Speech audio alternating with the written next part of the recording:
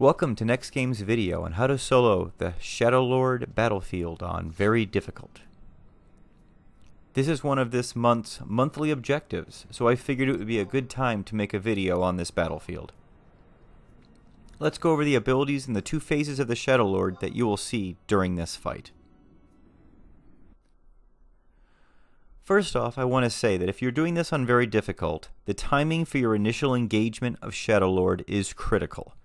You have just enough time to put shadows up, maybe one other ninjutsu spell, and summon your trust, and then you must engage. If you wait longer than that, he's almost always going to open with a Giga Smash that will eliminate all of your trust, and your fight will pretty much be over before it even begins.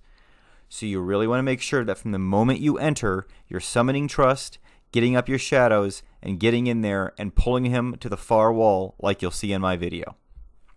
Now let's go ahead and talk about the moves you'll see.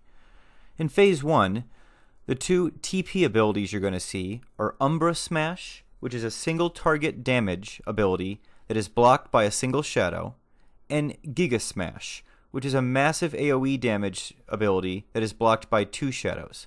Now as long as these two are only being inflicted upon yourself, you'll be absolutely fine. If your trust start getting hit with this, it's usually going to one-hit them, especially the Giga Slash. So that's why you want to pull them to the far wall like you'll see in my video so that your trust are still in the middle of the battlefield, and that will keep them out of range of Giga Slash. The next two abilities we're going to talk about are Swath of Silence and Damning Edict. He will use these every 60 seconds in an alternating fashion, and they will in turn trigger either magic or physical immunity. The first one, Swath of Silence, is a single target damage ability that will silence you, but it is blocked by one shadow, so this will rarely actually ever hit you. The use of this move triggers 60 seconds of magic immunity, so get in as much damage as you can over the next 60 seconds. 60 seconds after he uses Swath of Silence, he will use Damning Edict. This is an AoE damage that will curse you, so as soon as you see him start to use this ability, you want to start recasting your shadows because they're about to be wiped.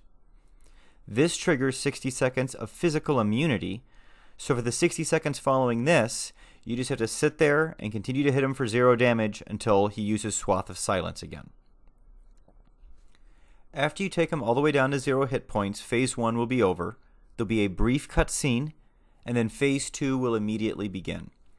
Unlike many other battlefields, he will not wait for you to engage, so there is no time to resummon trust that may have died during Phase 1. Therefore, it is critical that you keep all of your trust alive through all of Phase 1. Since he will engage you immediately, go ahead and pull him to any one of the walls that you want and engage him and start fighting. The two abilities that he has access to in Phase 2 are Bowels of Agony, which is an AoE damage ability that is blocked by two shadows, and this only has a range of about 8 feet. So that's why you want to pull him to one of the sides, is that hopefully by doing so, your trust are being out of the range of this particular AoE ability. The other ability he uses, you actually won't see in your log normally, but it'll be an Implosion ability that he will use that will do AoE damage to everyone within 30 feet that will completely ignore your shadows. So it will not wipe them, but it's also going to go right through them. So all in all, this fight is really straightforward. As I said, you want to engage immediately so that he does not open with a Giga Slash. You want to pull him to the far wall, and then get in your damage into the magic immunity part of his rotation as much as you can. When he's doing the physical immunity part of his rotation, you have two choices. One, you can just sit there and wait for it to wear, or two, you can try and get in some ninjutsu damage. Frankly, the ninjutsu damage really didn't land for that much, so I didn't really bother with it, but if you wanted to speed up the fight a little bit, that is an option you have. Once you get to Phase 2, you again want to pull him to a wall, and then get in your damage as quickly as possible. You won't really be recasting your shadows much in Phase 2, so be sure to really focus on your TP gain and getting in your weapon skills every time you pass that 1000 TP. For trust in this fight, I'll be using Ulmia for March, Koru for Haste, Seth to restore HP, MP, and TP to the party, Yoran to cure me, and just in case Yoran dies, or if we need some extra curing in Phase 2, I have summoned Kupipi for that extra curing. Let's see how this fight goes. Enjoy it, everyone.